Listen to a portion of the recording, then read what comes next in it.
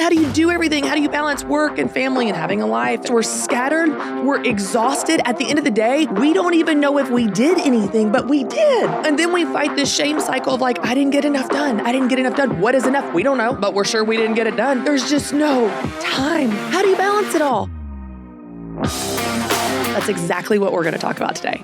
Hey, everyone, and welcome to Business Bootcamp. I'm Christy, Wright, bestselling author, certified business coach, keynote speaker, but most of all, your bossy big sister, here to give you the practical steps you want and the tough love truth you need to succeed. Let's dive in. So, any of you that have followed me since the Ramsey days, which were quite a few days, let's be honest, that was 12 years that I worked there, then you know that I released my latest book, Take Back Your Time, in the fall of 2021. 2 months, y'all. 2 months before God called me to leave. That's right. I was still basically in book launch when God called me to leave, which was not an easy decision. Let's just be honest. This book, Take Back Your Time, The Guilt-Free Guide to Life Balance, is not only my favorite book, I guess because it's the most recent book I've written, but also because I feel like the growth and the potential was kind of stunted by me leaving in the middle of all of the promotion season. But what's interesting is when I go back to that time and I go back to 2020 and 2021 and releasing this book, I'm reminded of what a massive pain point this is for people, for me, for you. This idea of getting it all done. In fact, in 15 years of being a business coach, traveling, speaking, writing, the number one question that I have been asked in all these years from men or women, those that work in corporate America, those that run their own business, those that stay home with their kids, regardless of your age or season of life or family or business, regardless, the number one question that I'm asked is, how do you balance it all? How do you balance it all? How do you get it all done? How do you do everything? How do you balance work and family and having a life and taking care of yourself and having friendships and all of the things that you want to do? How in the world do you balance it all? How do you get it all done? The schedules and commitments and reminders and to-do list and doctor's appointments and just all the adulting things goes on and on and on.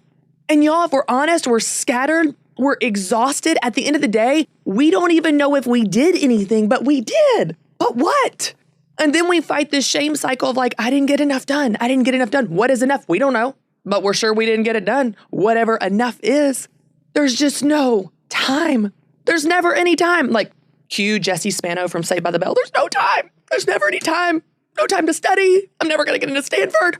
Y'all, we're still living this problem every single day. Here's the problem that I have realized in years of struggling with this myself. Years of fighting the unending to-do list, the commitments, the schedules, the dreams, goals, aspirations that we have for this year or any year. Here's what I have learned. Balance is not something you achieve like a verb. How do you balance it all? Like scales. Balance is something you can actually feel even in your busy life. This is the premise of my entire book, Take Back Your Time, where it's no longer a goal to balance it all like this perfect 50-50 split like scales. Instead, you're going to feel balanced in your busy life. You're going to learn how to do the right things at the right time. And when you do the right things at the right time, not everything, but the right things at the right time, you can feel that sense of balance where you can be really busy and you can be in a crazy season where you're running hard, you're building your business, you're chasing your goals, but you feel balanced because you're not feeling guilty for all the wrong things. You're spending your time on the right things. You're being present for them and you are actually confident in them. The question that I love to ask people is, what's right now? What's right now? When you do the right things at the right time, you will feel that sense of balance. But even if we do that, okay, even if we do the right things, and even if we create our version of balance in this season, we do still struggle with the finiteness. Is that a word? I don't know. We're going with it. The fact that our time is so finite. There are still only 24 hours in a day. Some of you may be in a season, for example, especially at the start of the year, you've got a lot of new projects in your business, you've got a lot of ambitious goals, which is awesome. And you're going, well, it's all important. Of course, you know what I'm going to say. If everything's important, nothing's important. It's not all important, but you may have a lot of very important things. You may have a lot of things that are falling in the essential or priority category in your life. And so you're going, how can I make time, carve out time, have more time for these really important things in those busy seasons, in those heavy seasons where you've got a lot going on, and it's a lot of good things. It's not things that you can just easily cut out. There's not a lot of fluff, but you've got to make time for these things. Well, I want to tell you something. Here's the good news. You have more time than you realize. And what I mean by that is you have more time potential than you realize. You are losing time in ways that you have no idea. You are losing time in inefficiencies, in just poor systems in your life because you've just done it this way for so long, you don't question it. You are losing time like I lose everything in the crevices of my car. Like it just disappears, but you don't know it. You don't realize why. Now, sure, you may need to cut back on some things. You may need to hire or delegate or outsource to also get some help for this heavy demand season. But I want to tell you, you can find time in your schedule right now. You can make small changes right now today to how you manage your time that will instantly free up your time. You will get more done in less time. You will create more margin, which then gives you more hours in your day, more hours to use however you want to for those top priorities, or I don't know, to take a nap, to rest people, to have a hobby, have some friendships, take care of yourself, go on a date night. You can use it however you want to. I want to dig into 3 time hacks that you need to try this year. These are 3 things that you could do that will instantly increase your efficiency, where you are getting more done in less time, which then gives you back your time. Take back your time. That's right. That's my specialty, people. So let's talk about how to increase your efficiency to have more time. And you can do these things today, right now, that are going to help you with this. So number 1, batch-like things. Batch-like things. When you are planning your week, you are planning your tasks, you are planning your activities, put like things together. I don't know if you realize this, but shifting between tasks can cost you as much as 40% of your productive time. That's research from the American Psychological Association. 40% loss of productivity, 40% loss of your time just between task switching. I don't know if you're like this, but y'all, the switching gears back and forth in my business or in my life is exhausting. Trying to go from one thing that is detail-oriented to another thing that is creative, and then squeezing in one task here, and then trying to write a blog here, and then record a reel here, and then fill out an invoice here. It's exhausting. All of those tasks are very different, and they use a very different part of your brain. It's a different gear. When you're switching gears, it takes time to get into that gear, to warm up to the speed of that gear, to even be able to get the task done. So you're killing your productivity when you're switching back and forth, when you're multitasking, and your days are filled with a long to-do list that have nothing to do with each other.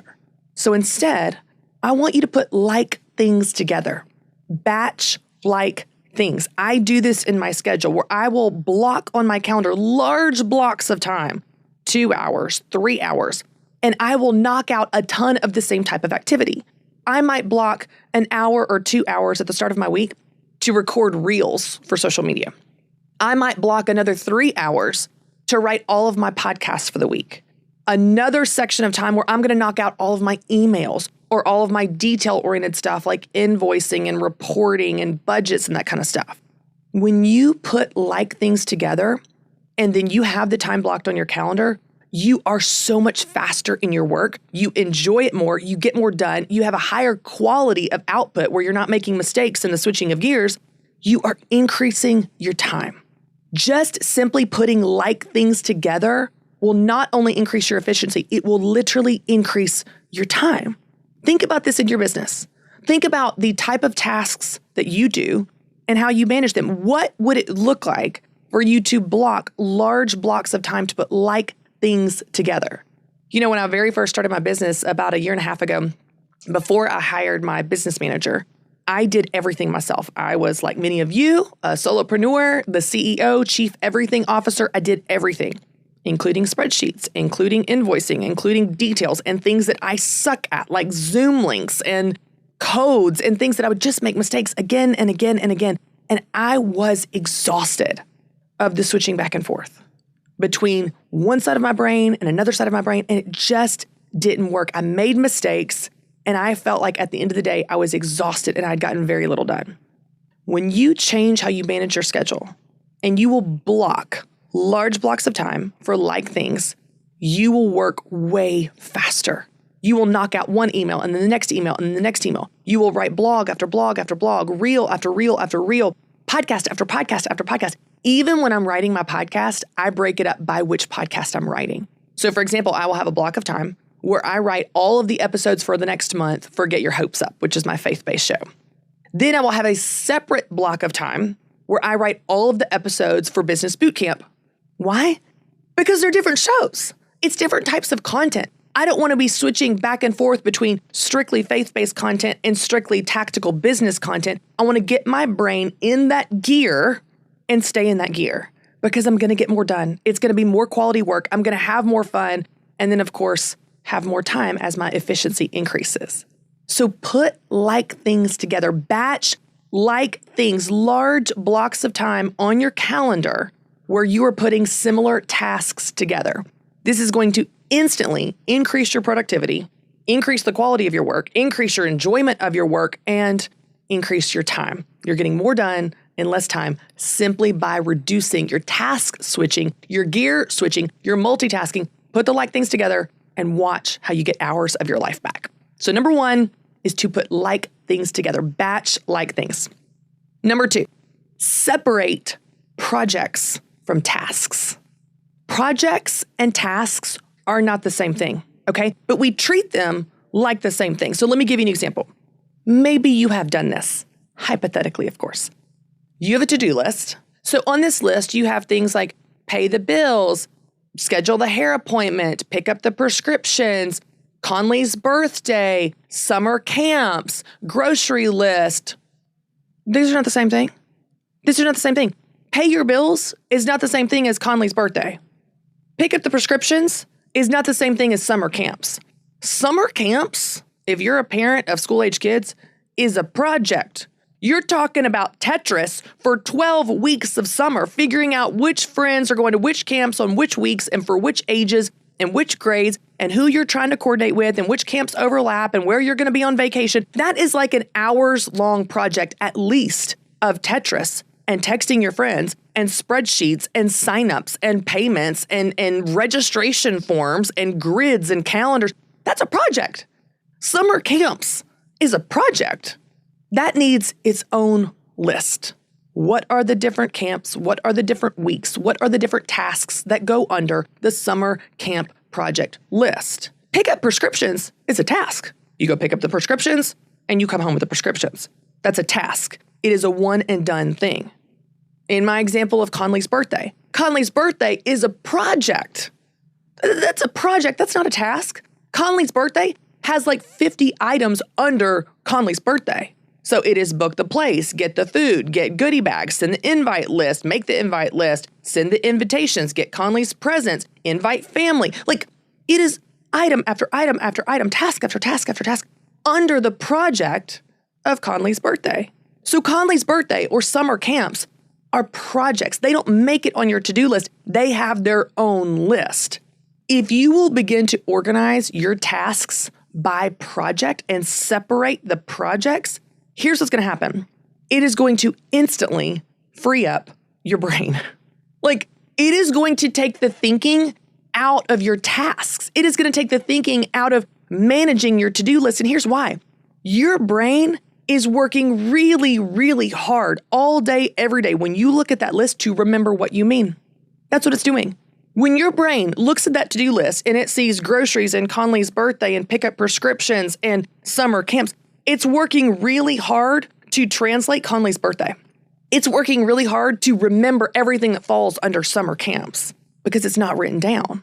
David Allen said in his book, Getting Things Done, your brain is for having ideas, not holding them. Oh, that's good, y'all. Your brain is for having ideas, not holding them.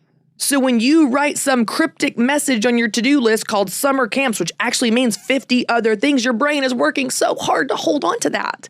And it can't, and it shouldn't, and it's a waste of your energy. Instead, plan your to-do list differently.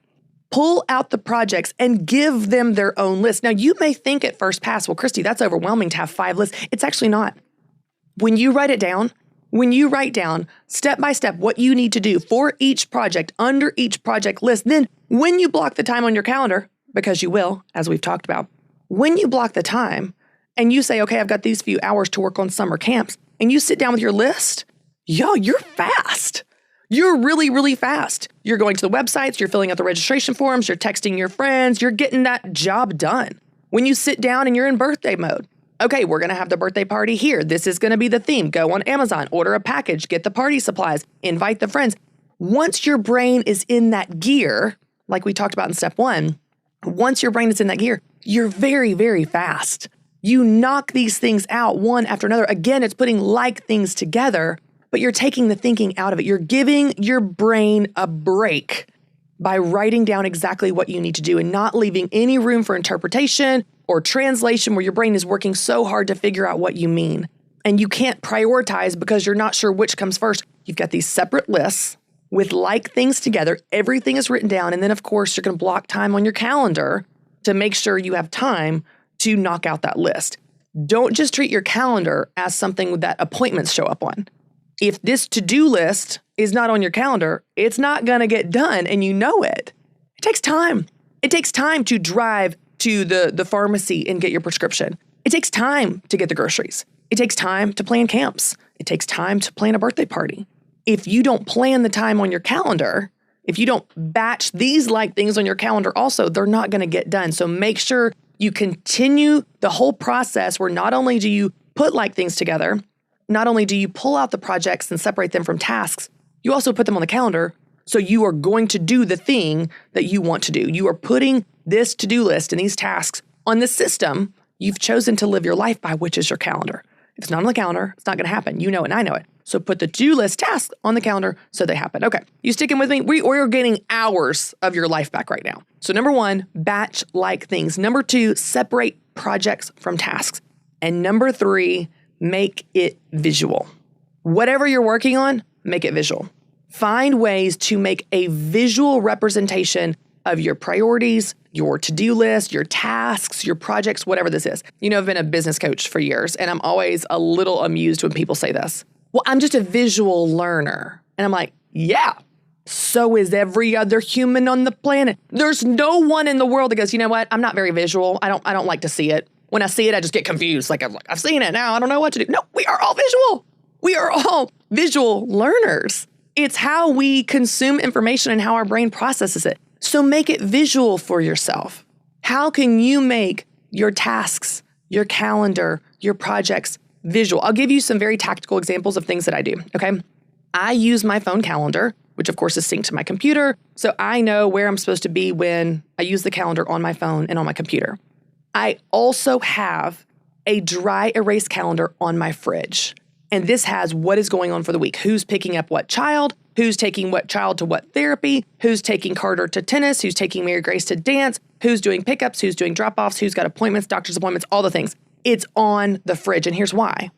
It gives me this central visual location for me, my husband, my mom when she helps out, our part-time house assistant when she helps out. It gives all of us this same central visual to go by. And it's funny because sometimes my husband will ask Carter something like, is it Spirit Day? And Carter will go, look at the calendar, Dad. Look at the calendar.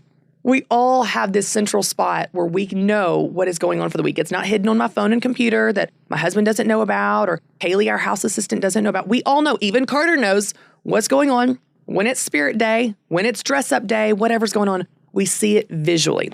So even if you use your phone and you use technology for your calendar, I still recommend a visual representation, especially if you have kids and you got a lot of people helping, the village is raising the kids. You have a lot of people and a lot of help. It gives you a way for everybody to stay on the same page. So that's one example is the dry erase calendar, which as a pro tip, don't use dry erase markers. Use wet erase markers like the old school projectors when we were in middle school, y'all. Because then when your kid walks by, just swipes that sucker, it doesn't wipe off unless their hands are wet. And then you do have to start over. But it helps you if you have wet erase markers. So that's one example with the calendar. Another example, I use the project management program called Trello.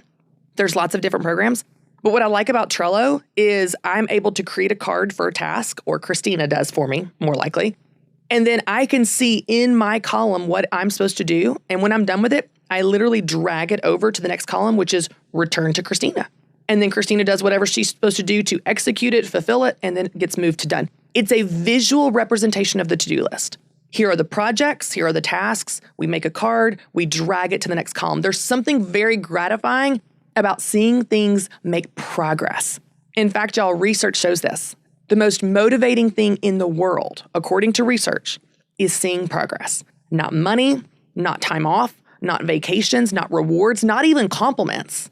If you want to motivate your team or motivate yourself, you need to see progress. You lose 5 pounds, you're like, oh yeah, I'm about to go for a run today. You want to run more. You want to eat better. You want to eat a salad because you've seen progress. You don't see progress? The opposite is also true. You just want to give up. You don't even want to try. So implement visual representation of your tasks and projects and to-do lists and calendars so that you can see this progress. In fact, research also shows that when we check off something on our to-do list, or we move the card over, or we knock something out, our brain releases dopamine, this feel-good hormone that says, hey, do that again, do that again. It incentivizes us and rewards us to want to do more of that. Set up your schedule, your projects, and your tasks in a way that works for how your brain already works. Yes, you are a visual learner. So yes, make it visual, whether that is a wet erase board on your refrigerator or Trello for your projects, or maybe just a goal tracker that you use for paying off your debt or your financial goals. Whatever it is, make it visual. When you make it visual, you are going to make it so much easier on yourself to make progress, keep track, and get hours back in your time.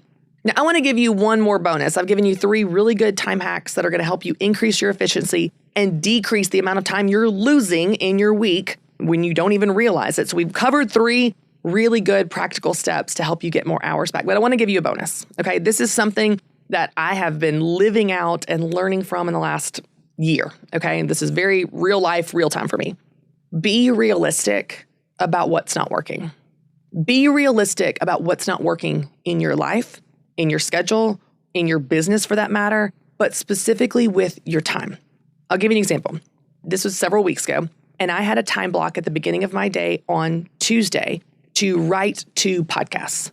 This time block was from 8 to 10 a.m. Well, Kaylee, our house manager that comes in, she helps me with Mary Grace. She helps me at the house. She just helps me with all the things. Part assistant, part house manager, part taxi for my kids, part nanny. She does it all. She comes in at 10 a.m. Well, Mary Grace is home on Tuesdays. She doesn't have school. And so I had this time block from 8 to 10 a.m. I thought, that's fine. Mary Grace likes to stay in her pajamas. She'll probably watch a show, eat some muffins, just like, relax and just play at the house because she does that sometimes. Sometimes. I'll get this podcast knocked out and I'll get caught up. So I sit down to write in my office, which is approximately, 6 feet from where she is watching her show. And I want you to know, she came into my office, y'all, 97 times, 970 times. I don't know, but let me tell you, I cannot write an episode for my podcast with a tiny person, a tiny adorable person for sure, but a tiny person coming in, asking me 900 questions, asking me for more muffins, telling me about their show, asking me if they can type their name on my computer on Microsoft Word. No, you can't. Please go out of the office. On and on and on. And what happened was I got so frustrated with her. Because she kept coming in and I knew she was capable of sitting down for a couple hours and watching a show or even an hour uninterrupted and watching a show, and she wasn't doing it. And then I had this very obvious realization. Of course not. This doesn't work. This doesn't work. It does not work for me to work at home when my kids are there and I don't have childcare. It doesn't work. And it is setting me up to fail. And it is setting me up to be a bad mom, a frustrated mom, an impatient mom, an angry mom. And it's setting Mary Grace up to fail because, of course, she comes in. I'm her mom. She wants to know what I'm doing. She wants to talk and hang out and play. She doesn't understand. She doesn't understand that boundary. She's 4 years old. I'm her mom. I'm full access 24/7 if I'm within her eyesight. Of course it doesn't work. It doesn't work for me to work at home. So now I've changed my schedule. The only things I do at home when my kids are home, if I don't have childcare, are things around the house. Yes, I can do some dishes while she's in the room and I can play with her and talk to her. Yes, I can mail Christmas cards. I can do things that don't require my focus, my attention, my creativity. I can do that while I'm home with my kids, but work? No, I can't work. And so I've stopped setting myself up to fail and my work up to fail and my frustration to increase with my daughter by just cutting out what's not working. So I want to give you this bonus tip as we're talking about how to increase the time in your week. Be realistic about what's not working. When you're honest about what's not working, you're going to have more hours in your week, better output, more productivity, less stress, less frustration, and guess what? Probably better relationships with your kids. So I don't know what that is for you. Maybe it's not your child walking in your office. Maybe it's something different entirely, but be honest with yourself. Be realistic about what's not working so that you can make changes and then have more time back in your week. Y'all, we lose and waste more time than we realize.